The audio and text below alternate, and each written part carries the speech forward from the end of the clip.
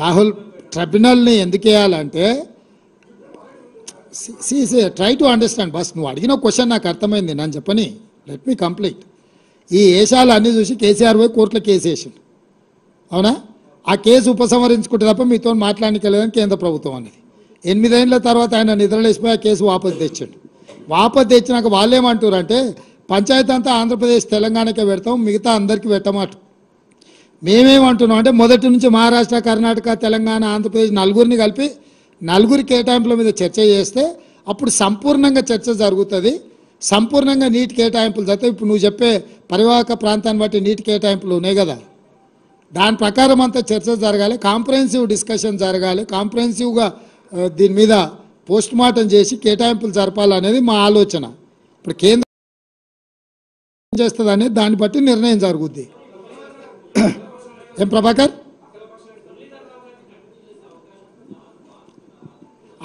అది పరిపాలన నిర్ణయం అలా తీసుకుంటాం ప్రభాకర్. ఇక్కడ ఇండివిజువల్స్ కాదు, ఇక్కడ గవర్నమెంట్ పాలసీ మీద మనం డిస్కషన్ చేస్తున్నాం. ఇండివిజువల్ ఆఫీసర్ మీద పత్రికా సమావేశంలో చర్చ చేయడం కాదు. పరిపాలన పరంగా ఏం తీసుకుంటావు. ఒక అధికారిని ఉంచినా ఒక అధికారిని మార్చినా ప్రభుత్వ విధానంలో సరైన నిర్ణయం లేకపోతే ఏ అధికారి వచ్చినా అదే చేస్తాడు. సో ఇక్కడ చర్చ అధికారులను ఉంచాలనా తొలగించాలనా అనే దాని మీద చర్చ చేయకండి. గత ప్రభుత్వం విధానపరమైన నిర్ణయాలు, లోపభూయిష్టమైన నిర్ణయాల వల్ల తెలంగాణకు జరిగిన అన్యాయం ఏందనేది ఒక చర్చ.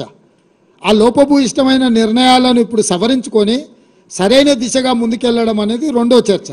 మనం సరైన దిశగా వాదించినప్పుడు కేంద్ర ప్రభుత్వం వీటిని ఆమోదిస్తుందా ఆమోదించదా, ఎందుకంటే ట్రిబ్యునల్ చైర్మన్ వచ్చేసి కేంద్ర ప్రభుత్వం, జలశక్తి మినిస్టర్. సో కేంద్ర ప్రభుత్వం కూడా దీంట్లో వాస్తవాల ప్రాతిపదికన ముందుకు రావాలి. ఎస్ సీఎం సార్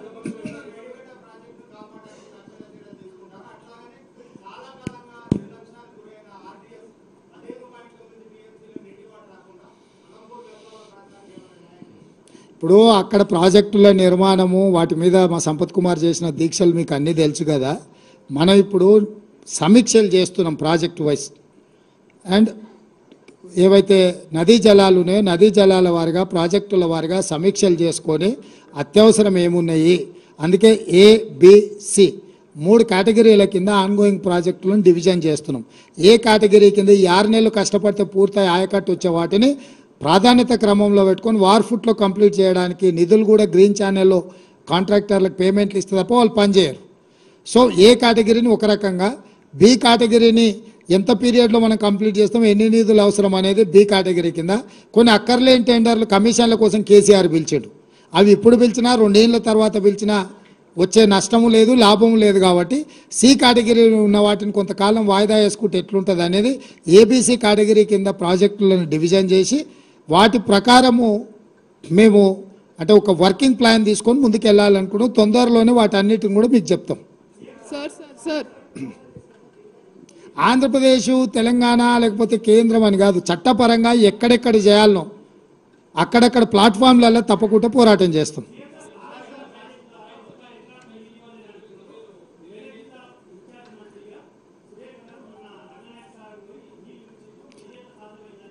ఆయకట్టుకు రాలేదబ్బా, రిజర్వాయర్లు కట్టిండ్రు, ఆయన ఫామ్ హౌస్కి వచ్చినాయి, రంగనాయక సాగర్ వదిలితే ఏడుకోతాయి, ఎర్రవల్లిలో కేసీఆర్ ఫామ్ హౌస్కి పోతాయి. ఫస్ట్ సెకండ్ థింగ్, ఆయన డిస్ట్రిబ్యూషన్ కెనాల్స్ వేయకుండా ఆయకట్టుకు నీళ్లు రావు. నీకు అర్థమైంది కదా. అది ఇరిగేషన్లో డిస్ట్రిబ్యూషన్ కెనాల్స్ పూర్తి చేయకుండా ఆయకట్టు రాదు. ఈరోజు వాళ్ళు చెప్తున్న అధికారిక లెక్కలే మేము చెప్తున్నాము. Sir sir sir sir sir sir ఇక అన్ని దొంగలు ఎత్తుకొని పోయారు కదా, అందుకే కదా గజ దొంగలు అని తండ్రి కొడుకులను మామ అల్లులు అని చెప్పేది. అంటే తెలంగాణ లంకె బిందెల్లాగా ఉండే ఆ లంకె బిందెలను దొంగతనం చేసి మట్టి కుండలు తీసుకొచ్చి పెట్టారు తండ్రి కొడుకులు కలిసి. అది ఇక్కడ జరిగింది. సార్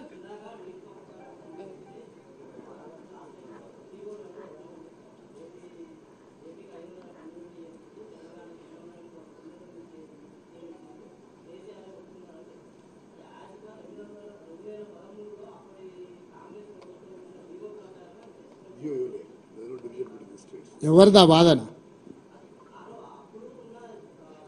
అప్పుడు కంబైన్డ్ స్టేట్లో జీవో ఎందుకు ఉంటుంది, ప్రాజెక్టులు ఎందుకు ఉంటాయి? ఏమని ఇచ్చిండ్రు అని ఎవరన్నారు? ఇక్కడ సెటిల్మెంట్ అయిన ఒప్పందం కాగితం ఉంది, దీంట్లో నువ్వు చెప్పింది ఉందా? ఆ జీవో ప్రకారమే మేము ఒప్పందం చేసుకుందామని ఇక్కడ ఎక్కడైనా ఇప్పుడు నువ్వు చెప్తున్నావు కదా 2015 మీటింగ్ మినిట్స్ ఉన్నాయి. నీ పేరు ఏం పేరు? ఏ పత్రిక? అది సంగతి. ఇక అదొక్కటి చాలు, ఇక నీకేం సమాధానం చెప్పాలి అనేది. ఇప్పుడు ఇవన్నీ ఉమ్మడి రాష్ట్రంలో అన్యాయం జరుగుతున్నాయనే రవికుమార్ తెలంగాణ రాష్ట్రం ఇచ్చింది. వచ్చినోడు కూడా గదే పని చేయనీకొస్తే ఇక ఆయన ఎందుకు రవికుమార్? పాపం ఇప్పుడు నేను అదే చెప్పిన, మేనేజ్మెంట్ని బట్టి మన వాదన ఉంటుందని. సో నేను నీకు క్లియర్గా చెప్తున్నా, అడాక్ బేసిస్ మీద 1 సంవత్సరానికి పెట్టింది, ప్రతి సంవత్సరం కొనసాగించారు. 2019కి వచ్చేవరకు ప్రతి సంవత్సరం ఏడొస్తుంది సార్, ఇక దీన్ని ట్రిబ్యునల్ కేటాయించే వరకు ఇట్లనే ఉందాం పోసారని అన్నాడు ఆయన.